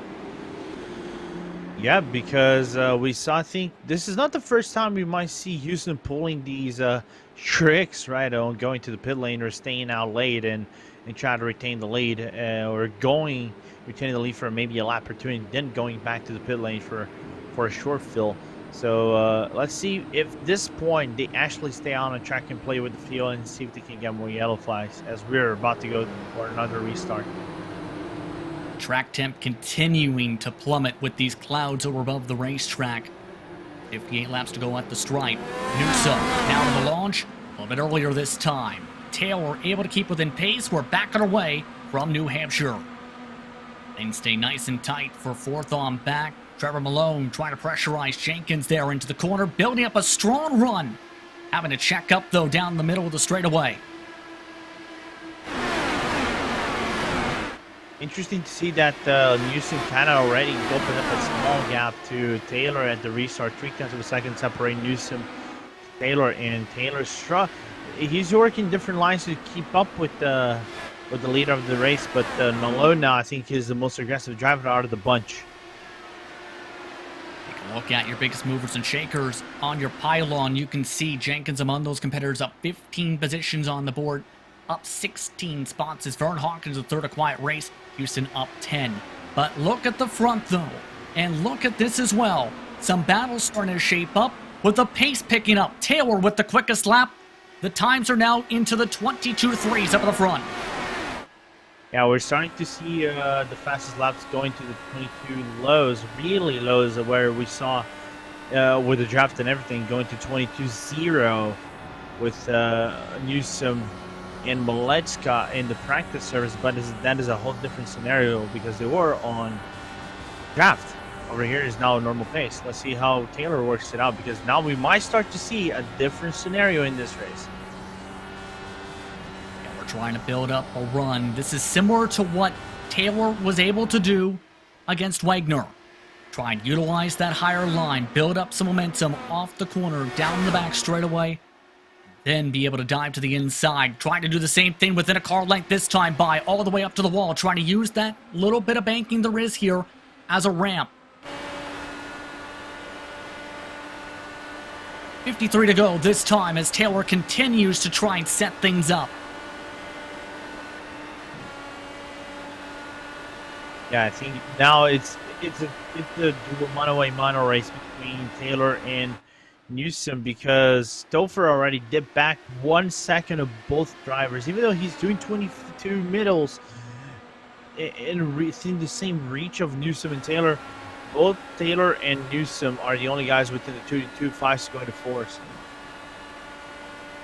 Right now, they've already pulled away by 1.1, nearly 1.2 seconds. Once these two are the top drivers in Lionheart competition, especially in the Speedway side, continuing to fight as hard as they can. Keep in mind, we've seen earlier with our driver profile, Taylor has not found his way to victory lane yet in this series. Is hungry to do so, to say the very least. After all, leads the series in top 10s. Behind him, Chris Fowler trying to find a way around Trevor Malone.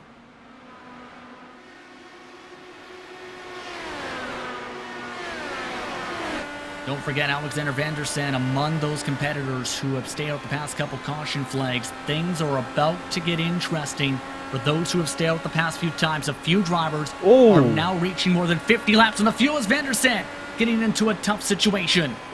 Yeah, I think he actually broke his car a little bit. Not broke, but braked his car a little bit because he thought that the Malone and Fowler were going to get together, and he would have to dodge out of the way, but that didn't happen.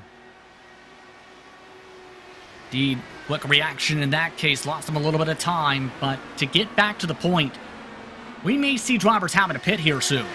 because yeah, that's going to be critical, especially for drivers like Newsom, Taylor, Stouffer, Jenkins. They all have to come in fairly soon, within the next 10 possibly. And that makes Chris Fowler the leader of this race after everything he has been through, which is, for me, surprises the only driver with 32 laps and the first within those odd strategies that is being played out here in this race. The other driver right behind, which is the second one in this, Ryan Beard, currently sitting in P8.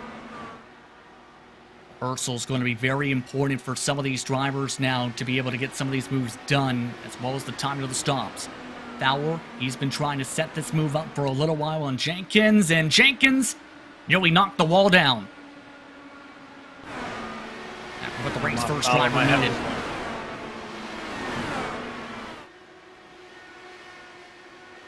Chris Fowler able to clear on by. Jenkins trying to defend back for 4th position with 45 laps to go. Trying to utilize the second line. Trying to keep his foot in it as Fowler's able to clear on by and move into 4th. The downside is they've lost the toe to Stouffer. Yeah, but I think with the grip that Fowler has in his car right now, it might be probably superior to Stouffer. I really want to see the next maybe 3 laps or 4 to see where does Fowler stand with his grip and how fast he is compared to the number 13 car out of the Adrenaline Motorsports. Really curious on all that as well. The leaders continuing to shuffle things about. They are now 57 laps, this time by into the respective stints. And the benefit of having this big advantage, as talked about, is rehearsal. You can try and see, okay, can this work? Can that work? What do I need to do to find things out? This is going to benefit Taylor in the long haul, especially towards the end of the race, if he knows how exactly to try and attack Newsom. Yeah, if we're talking about, cooking a driver, I think Taylor is doing a really good job of cooking Newsom to try to see if she fumbles or see where he can actually find the opening during his second to last in his race, because you can see now on the back wing of Newsom, I don't think she's feeling pressure with Taylor's presence right there. She's just running her normal lines, and Taylor running his lines, and try to get the car as safe as possible into the pit lane. But if we continue like that, it's going to be real interesting, as now both are going to duck down to the pit lane. And here we go. Pit window was open. They were able to make it to the edge of 60 laps. And in the lane, Newsom, Taylor, Stouffer, Jenkins, Malone, all this time. Fowler, Vandersant, along with Beard and Gouillon among the drivers who were able to extend it an additional lap. And this is going to be critical. Now they need this race to stay green for this to work out for them, especially with the drivers who hit under the several caution flags. Someone please tell Alex Vandersant this is. Oh, look at this! Newsom is spun off the pit lane into the grass, side by side with Taylor, nearly making contact with one other car as well. What a moment for Newsom. Yes, indeed. Nearly gone to the side pod of Stouffer as Newsom lit up the tires, trying to beat Taylor off the line. They were side by side on the access road. Oh. Remember when I said about miracles, Justin? Well, this is the magic mile, and boy, oh boy, did some magic just happen for Taylor to get some luck. What a mistake, and what a time for that to happen. Keep in mind, they were side by side. Obviously, you don't want to give that up and be that one driver to say, okay, you go first when you're under green. As another car is spinning into the grass at the bottom of the racetrack. Vandersant is spinning on the apron. No caution. We stay green for now as he tries to back it up. What is... Remember when I said that we talked about the bottom line or the apron being a little bit of the iracing grass mixed with grip, with some slight grip? Yep, that's what you get. What impressed me the most is that this is the first time we're actually going pitting under green, and they're making mistakes on the bottom of the apron. And remember, those drivers are one lap down right now, who all just pit with Taylor now being the first of those competitors on that cycle. This all puts Fowler to the lead for now for the next 10 or so laps until he has to come in with Beard and Guyon second and third. De Groot, along with Teed, Houston, Wagner, they're the wild cards now in all this strategy play with Hawkins the third and Musselman. So in our words, you get a caution now with how close it's been with some of these drivers and that tightness with the access road. The fact that it's been that slippery. You need this to stay green. You cannot afford anyone to make a mistake now. Yeah, it's going to be the most interesting laps in this race so far, easily. And we are not even somewhere close, like 20 laps to finish. We still have quite of a lengthy amount of race to go. Vern Hawkins III came in 46 laps on his stint at the stripe, so he's now ducked down. Now we're expecting him to go another up to 5 to 6. And it all gets intriguing now how things play out. Fowler's had some great pace, right now running 22.8, but the drivers on fresher tires are picking up 0.3 per lap on the other ones who are staying out right now. Is that commitment to fuel save the best you can, right? It would have been better if you do that with a little bit of draft, but you can actually do that while trying to save a little bit of fuel all on your own, but you're going to lose quite some lengthy time in the process, and that's what's happening to these guys with our 30 to 28 laps in the stand. Take a look at the track map. You can see the separation among some of these competitors. A lot of them starting to spread out a little bit. There are some little packs. A couple drivers you see are still in the garage area getting some repairs done, as well as down to the pit lane. But the critical thing to think about is here, with all of this, can drivers like Musselman stretch it? Can drivers like Wagner or Houston stretch it? That's my biggest question mark right now. Those drivers have about, especially in the case of Musselman, 15, 20 seconds of a buffer. That's what I love. We're starting to see shades of Kentucky here of sorts, right? Where Vandersand just decided to break our mathematics in terms of fuel saving and fuel gauge, and basically won with like 0.1 left in this race. I think Musselman can do it. If there's one guy in terms of fuel that can actually do it, might be him. But he will take some commitment. If we get a yellow flag, it's like you said, it's gone, right? So it's gonna be interesting one how this one goes. But the thing is, it's like a little bit of a spread out racing than anything else right now. So it eases up a little bit. Nick de Groot's also in a great spot with all this too. Right now in 4th spot, has a big time buffer of more than about 20 seconds with some of these competitors. Here's the thing though, de Groot would have to make it 60 laps on a stint. The longest we've seen, even with some of the caution flags tonight, has been about that mark, but it's still going to be tough to get there. Well, Vanderson broke the calculator again. He did 61 prior to his pit lane service and his fumble on the pit exit, right? If he can do it, why not the other drivers, right? Absolutely, and this is a huge opportunity for de Groot. Came very close at Kentucky. Remember, a part of that factory-backed performance there where they finished 2 through 4. Now, flying to see if the luck goes that way. Remember how Vandersand was able to save so much fuel by being able to make it 45 laps a stint a couple times in an all-green race. Keep in mind, as well, there's that full lap advantage still. Just about the group has for some of these competitors. One, make it a couple, having to come in this time. Beard, Guyon have ducked in. Beard made it 56. Guyon only 43.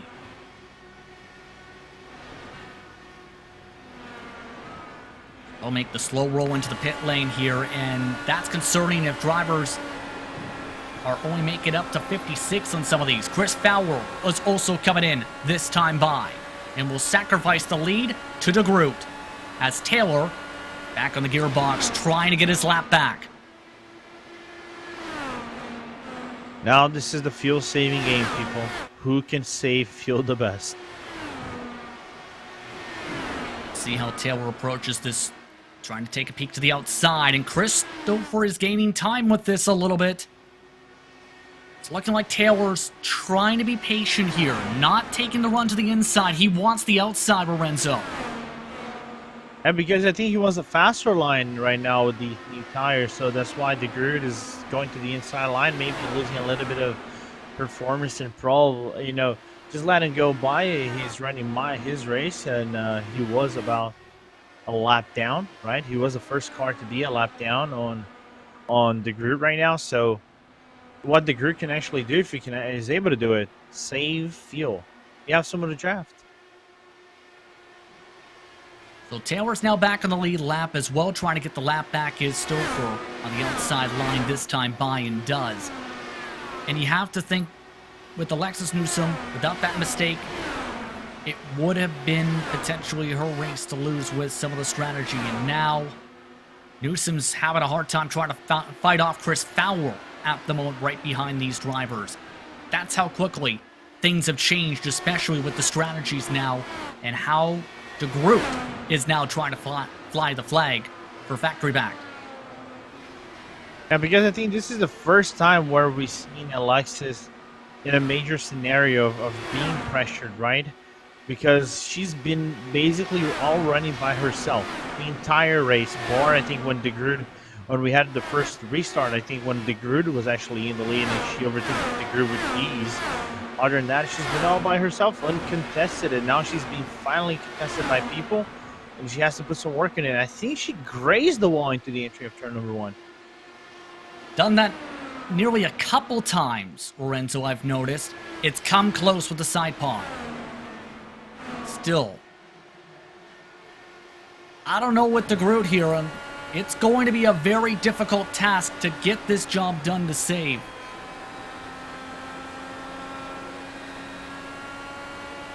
What can you do as a driver to make sure you save some gas? Here's the concerning part. Houston, who had a couple more laps in the tank, pit.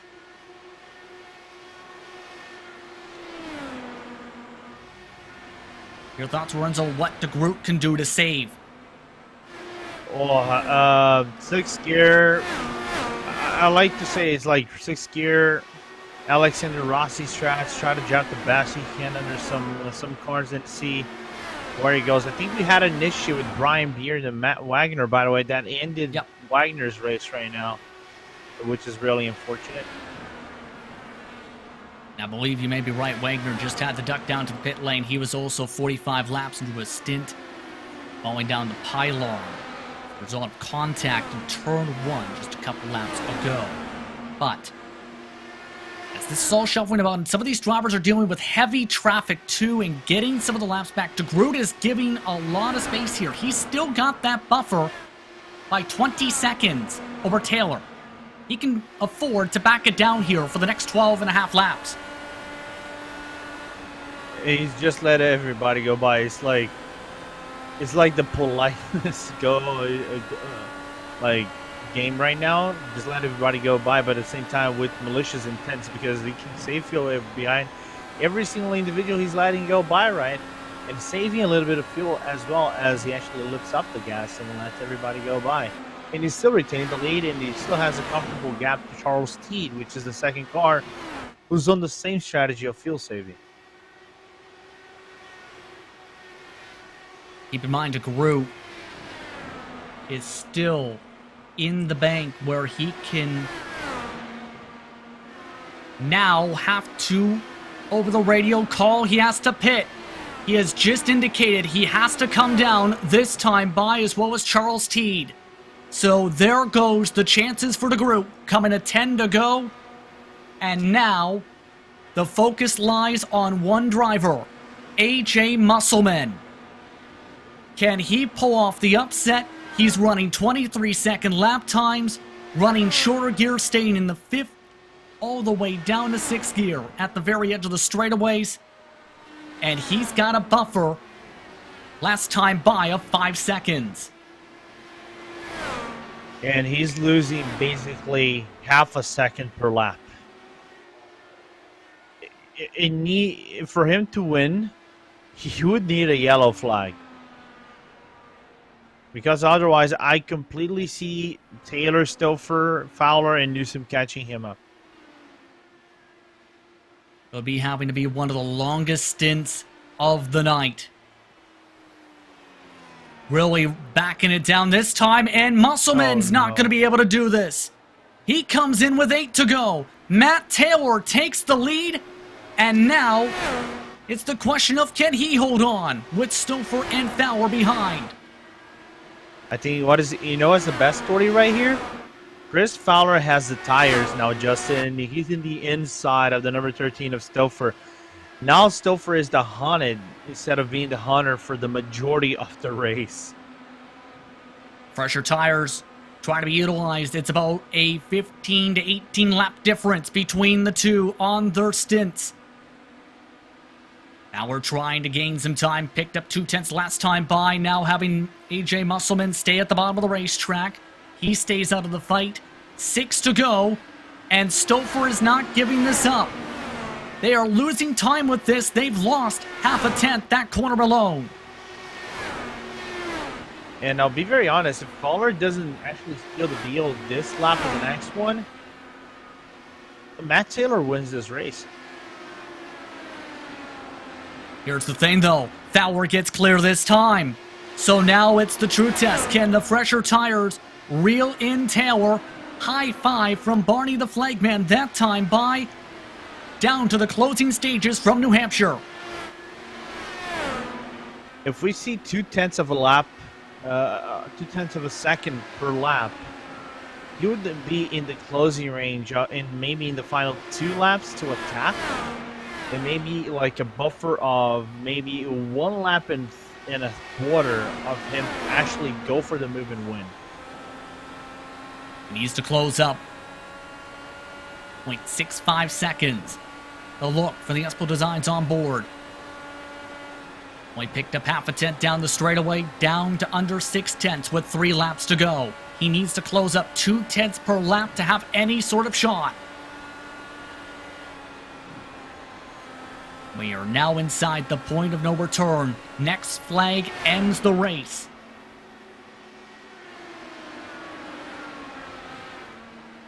Under half a second now. Taylor able to get the better run though as Fowler had to check up a little bit off the corner. 2 laps to go. Yeah, Fowler had to check up a little bit. The car would actually understeer under the conditions it was actually in because of the aero wash. Now we're going to go with 1 to go. This might be Taylor's race to lose unless he makes it a huge mistake. Coming up to the final lap, this time by 3/10 picked up that corner by Chris Fowler. White flag is out. Final lap for New Hampshire. Fowler needs 1 big leap to get to Taylor. He tries the second line. Closes up 3 car lengths.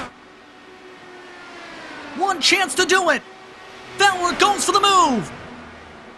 To the second line. Taylor stays on the 3rd line. To the checkered flag. The Espo Designs New Hampshire 175 presented by the DMLC Racing Channel goes to Matt Taylor. And what an incredible battle in the closing stages of this one. Matt Taylor's first win of the season after a best finish of 2nd coming into tonight. He adds a win in Speedway Series competition after getting the job done in Retro Series competition just a few weeks ago. What a performance by Taylor tonight. And what a battle at the end. Fowler got that close to be able to get side by side Lorenzo.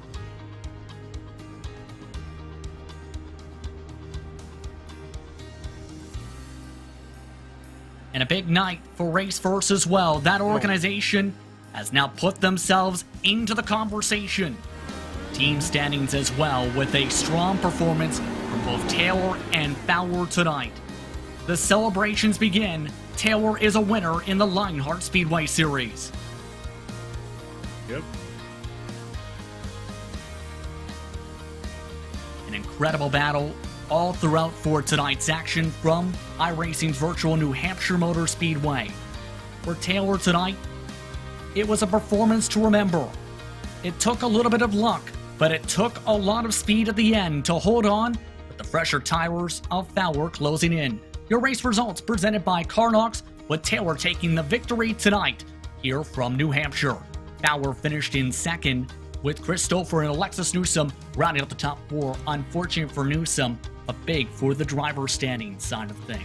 Paul Jenkins with a very strong top 5 tonight for Aerox Racing, with Brian Beard in 6th. Alex Gouillon, the independent, finished in 7th, with Nick DeGroot, after having to come down, still finishing in 8th position. In the race, Trevor Malone, Alexander Van de Sande rounded out your top 10.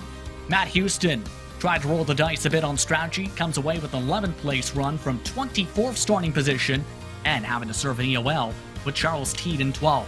AJ Musselman 13th, with Vern Hawkins III, Craig Forsyth won the drivers multiple laps down. Vern Hawkins III 1 down, on with Musselman. The drivers out of the race, Matt Wagner after contact into turn 1, Tyler Graft after several incidents, season finished 17th. And a tough break for Tony Shelwyn for the championship standings. He finishes in 18th. Mike Rigney, Joe Branch, your top 20. Dean Mall was up towards the front at one point, suffered major trouble after running in 6th position, lost a lot of speed quickly. He finishes in 21st. Robert Malechka III struggled in qualifying after several mistakes. That built up, being involved in trouble and crashing down the back straightaway that ended his race, 22nd. George Gonzalo finished 23rd, Jeff Dion in 24th, Eric Rolfe, Christopher Kresge, Luis Gonzalez Nunez, drivers who finish tonight's action. An incredible race tonight. Once more from iRacing's virtual New Hampshire Motor Speedway. That brings us into the HyperX post-race show, because the Lionheart Racing Series is powered by HyperX, makers of premier gaming gear, like the legendary ultra-comfortable Cloud line of gaming headsets. Whatever you play, however you play, HyperX knows we're all gamers. For more information on HyperX products, visit hyperxgaming.com, and don't forget to use the promo code LionHRT15 for 15% off orders. Let's dive straight into HyperX Victory Lane, where Matt Taylor is celebrating a big victory, his first of the campaign in the Speedway Series.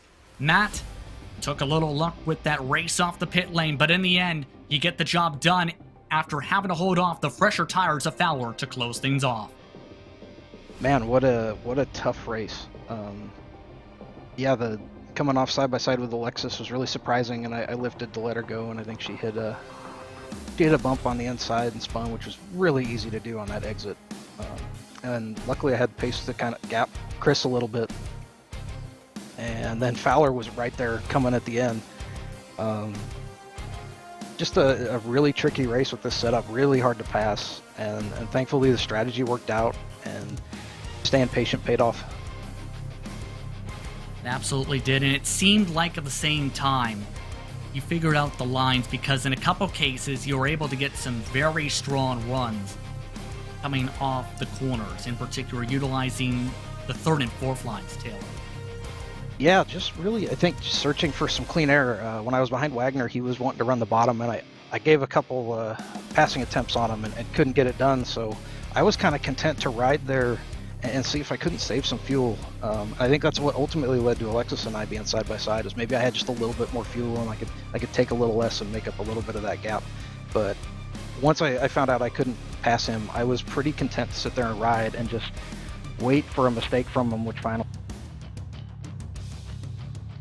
Keep in mind as well, by the way, this victory joins you in elite company, putting you in the same group as Sage Karam as the only individuals to win races in multiple Lionheart competitions this year. An impressive feat.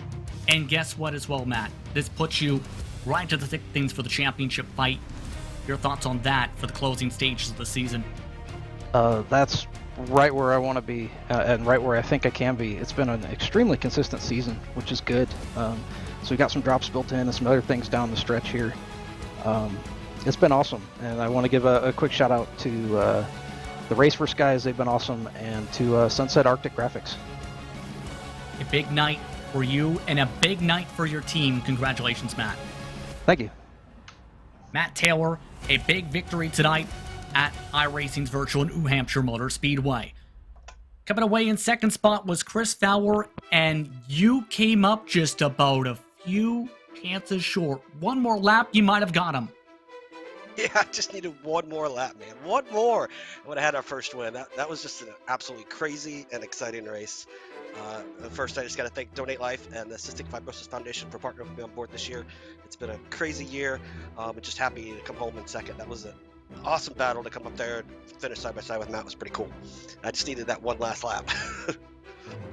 And of course, it took a lot of the strategy calls that come into play with some of the cautions coming into play. Keep in mind, fewest cautions at New Hampshire ever was 6 tonight when it comes to Lionheart competition. How was it trying to shuffle that around or trying to figure out, okay, is this the caution I pit? Yeah, well, it was crazy because me and Stouffer got together in 3, and that gave me 15 seconds of damage. So I went all the way back to 19th, and then we had that late caution, and everybody pitted. I stayed out, gained that track position, and that ultimately helped me at the end there to get the fresher tires at the end and go through. So, but that 15 seconds of damage really killed me. I went all the way back to 19th, and I thought my race was over at that point. But luckily, that caution came out and just stayed out and got some good track position, and that really helped. And of course, when it comes to the team standing side of things, it's a big night for Team Race Force, especially in the red side with your performance, with Matt's performance, with Team Race Force as well. What's it like now knowing your organization with tonight joins the thick of things for the team standing side? Oh, it's great. We've been really working hard every week, getting practice laps in and just trying to improve and get better. And we had a great race tonight for the entire team. So just awesome effort by everybody on Team Race Force Red and Black. So pretty excited. You know, we're working really hard together, trying to get the laps in, get some team strategy going. It paid off tonight. So hopefully we can keep that going, keep the momentum going, and keep moving up in the team championship. Congratulations on the second place run, Chris. Thank you. So it's Chris Fowler in second, another Chris. Chris Stouffer finished in third. Chris, first things first. An interesting race for you. Up towards the front much of the way. Your thoughts on how things played out with your Adrenaline Motorsports machine? That was a short track racing right there, that's for sure. A lot of real tight, close racing, very hard to pass. You know, personally, I think I made a lot of bad calls in that race, just with pit stops and whatnot. I guess I wasn't too terrible because I didn't manage to finish third, but you know, it was a very difficult race all the way around. Indeed. What was it like trying to figure out this racetrack for tonight? Because for some, they described it as their first experiences with New Hampshire. What was that like for you to learn this circuit and figure out which lines you need to take? Well, I've done a lot of races here at New Hampshire. It's usually not one of my favorite tracks. I was able to, you know, use the bottom line a little bit more than a lot of other people, but at the same time, you did need all the track you could get on the way out to be able to try to make a pass, and it took several laps to make a pass on the inside. The outside was really the preferred line just so you could get the run and also get that little bit of draft going down the straightaway. So you know, finding your line, trying to pick your way through traffic was difficult, and that's why I was saying earlier about the pit strategies. I kind of wish I would have stayed out and stayed up front. Somehow I managed to get back up there though and finish third at the end of the day, so I can't complain too much. Indeed, and keep in mind with this performance tonight, you now move into the top 5 in the point standings. Your thoughts on that, knowing you are also now within that championship discussion within that fight? Well, I would know I was up there for most of the season. Indy really hurt a lot, being double points, and you know, having such a good run. I was fuel saving that entire race, was better than anybody else in fuel at that point. And so, yeah, that still sticks with me just because it's such a big race. Hopefully it doesn't affect the overall result at the end of the year, but you know, any point gains are good, and just got to keep consistent top 5s from here on out. Just hope for the best. Thank you very much for the time, Chris. Thank you. Chris Stouffer, rounding out your top 3. I'd like to thank him, Chris Fowler, and Matt Taylor for joining us for post-race coverage. And boy, oh boy, what a schedule it's been so far. 8 different winners throughout the campaign. Your thoughts, Lorenzo, as the next race sees us go to Chicagoland? Yeah, it's been a very fantastic race right here, and well done to everybody to keep the car on track. It was a race with attrition. We go to Chicagoland. I like that track quite a lot, but how they will handle that very short oval track is going to be an interesting one. It's going to be very interesting indeed, especially with some of the shuffling in the championship standings. We'd like to take the time to thank the sponsors who are a part of the Lionheart Speedway Series and Lionheart Racing Series, the DMLC Racing Channel. Looking for entertaining sim racing content? Look no further than them. Former Lionheart Retro Series Driver of the Year Mark Cohn's racing escapades as he battles for wins and avoids wrecks with cat-like reflexes, all while providing commentary sure to make you laugh, cry, or both. Follow along by subscribing to the DMLC Racing Channel on YouTube and like his Facebook page at the DMLC Racing Channel. As well, HyperX. Lionheart Racing Series is powered by HyperX, makers of premier gaming gear like the legendary ultra-comfortable Cloud line of gaming headsets.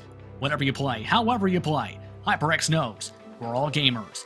For more information on HyperX products, visit hyperxgaming.com, and don't forget to use the promo code LionHRT15 for 15% off orders. The SimXperience AccuForce Pro V2 is the premier professional simulation racing steering system. Key to its incredible realism is the groundbreaking direct drive motor control system, providing a driving experience that's second only to the real thing. For more information on the entire SimXperience ecosystem, visit simexperience.com. For sim racers, the buttkicker Gamer 2 or Simulation Kit adds the missing driver to car connection, bringing more realism to your sessions. By accurately responding to in-game audio, you can feel the track like never before, providing increased vehicle handling and faster lap times. Are you ready for the most immersive experience in sim racing? For more information, visit thebuttkicker.com. Don't forget to use the promo code LION2021 for 20% off orders. Minus 273 is the premier name in karting gloves. Their industry-leading gloves are super lightweight and durable, made of breathable polyspandex.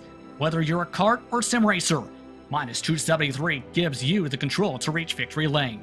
For more information on Minus 273's full line of gloves and apparel, visit minus273.biz. Don't forget to also use Minus 273 LHRS15 for 15% off orders.